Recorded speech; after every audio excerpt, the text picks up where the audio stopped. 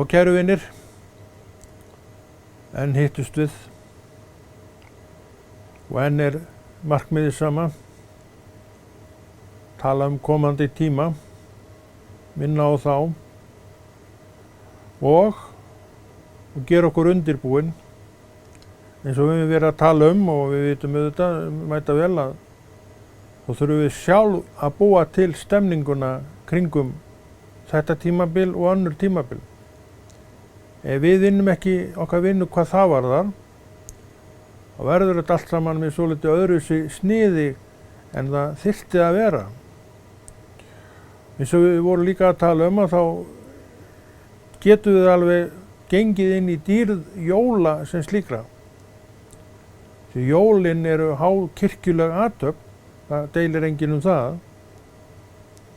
Og við getum alveg gert hana að þessari dýrlegu athöfn með því að vera sjálf með svona hjartað okkar svolítið mjúkt og tengt svolítið Kristi.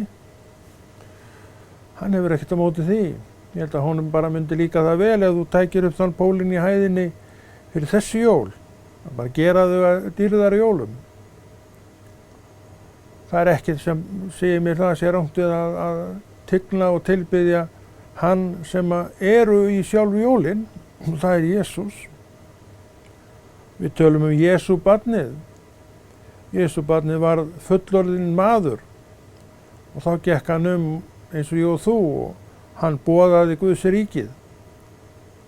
Og við erum að skunda aftur til fæðingarinnar til að minna okkur á að þá kom frelsarinn í heiminn. Er það ekki bara frábært?